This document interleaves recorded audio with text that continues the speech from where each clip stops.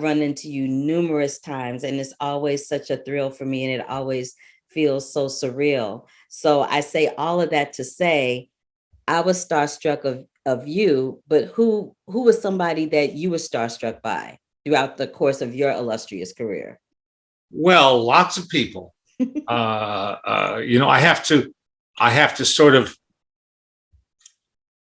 coach myself to act cool and not betray any nervousness or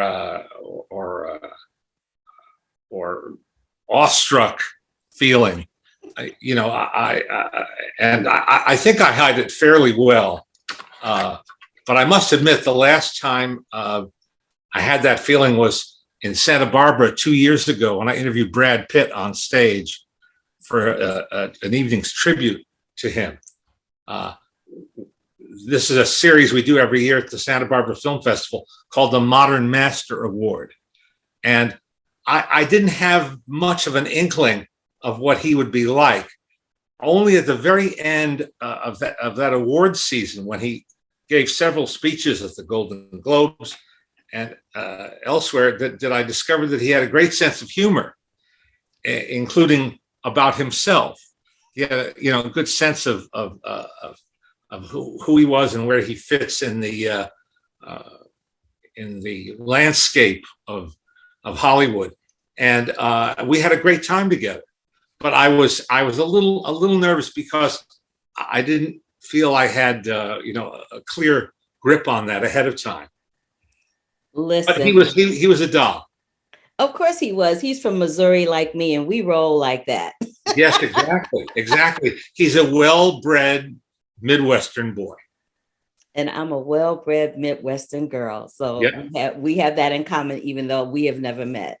But I love that story. I just couldn't imagine you being starstruck by anyone. So I had to ask that question. I was like, I wonder who of all these people, because you've interviewed thousands of people. I was like, I wonder who the one person is that kind of tripped him up. And now I know. How do you think I felt standing on East 49th Street with my crew from Entertainment Tonight, waiting to be let into Katharine Hepburn's brownstone apartment? Do you think I felt blasé or? No, of course not. But it's like you said, you try really hard to keep it under wraps. You know what I mean? Yeah. You kind of have to. I don't think.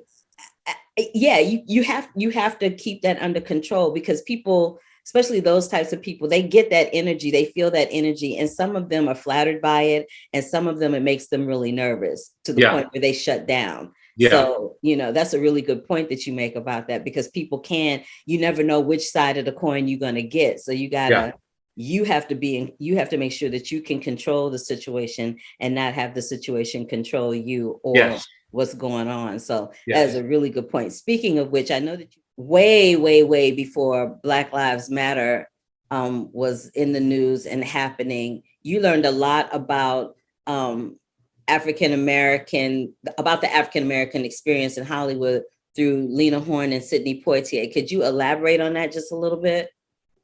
Well, I devote chapters to all of that in my new book, Starstruck, which is aptly named because I have been starstruck by people like that. Sidney Poitier agreed to come down to my class at USC, and which was kind of a coup. And I wanted to show one of his more provocative films, like The Defiant Ones with Tony Curtis, where a white and black prisoner are shackled together to make their escape. And I've always been impressed with that film, very dramatically potent. But he wanted something lighter, so we showed To Sir with Love. And it's the first time I think most of my students who are 20-somethings had seen that film. And it's a very likable movie. I love that movie. And then he's not a very anecdotal man about his films. I learned that. But at a certain point, he kind of took my question, answered it in a brief way, and then told his life story. which is an incredible story. And you Yeah. could hear a pin drop. 300 students paying rapt attention to Mr. Poitier as he told his story. And then at the end of the class, he stayed and shook every hand of every student that wanted to meet him, looked them straight in the eye, gave him a moment of time. Can you imagine? Can you imagine that? And then I got a call offering me the possibility of going to what was MGM is now the Sony lot in Culver City. Right. Where Lena Horne was going to be shooting her introduction to That's Entertainment Part 3. And I said, absolutely. And we went to the recording stage, which has been unchanged since the 1940s, when she would do her pre-recordings for all the song numbers that she performed in those MGM musicals. Got to watch her and then interview her, during a break. And she'd reached a point in her life and career when there was no bull. She just talked straight. And she had many hurdles to clear in her younger life. And this is not a fresh anecdote, but she famously brought her father along to meet Mr. Louis B. Mayer.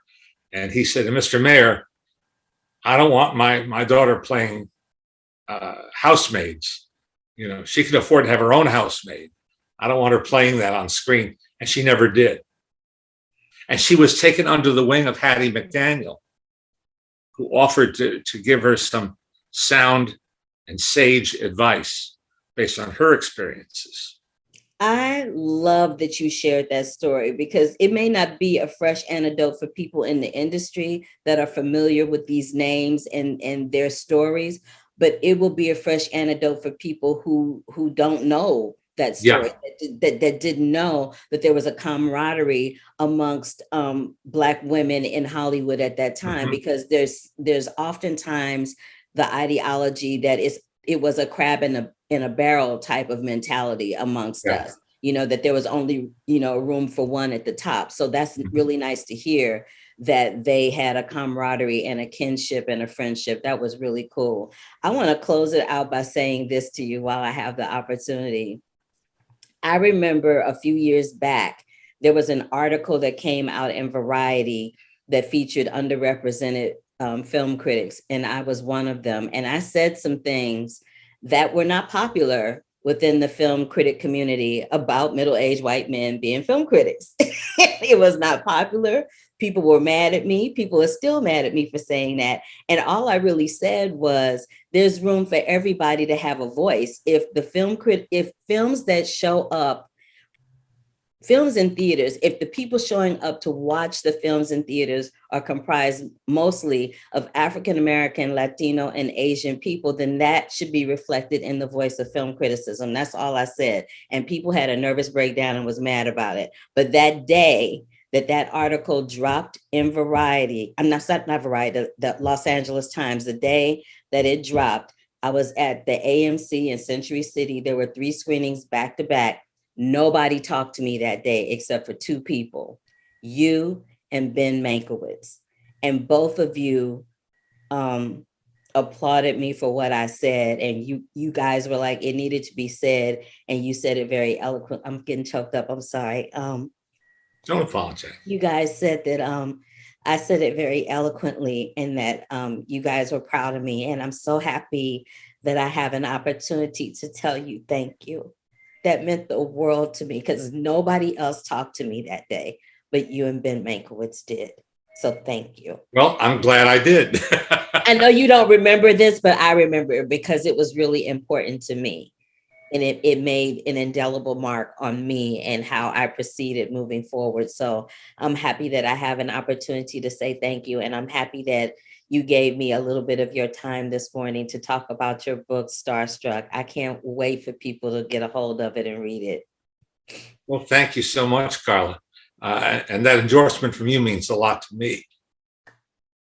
Thank you, Mr. Leonard. Please give your lovely wife, Alice, and your daughter, Jessie, and your newborn grandson a hug for me. Granddaughter. Granddaughter. Why did I say grandson? I think because when I see bald babies, I always think they boys. Which is my bad, but granddaughter, please give everybody a hug for me. I will do that. All right. Bye now, and thank you. So long.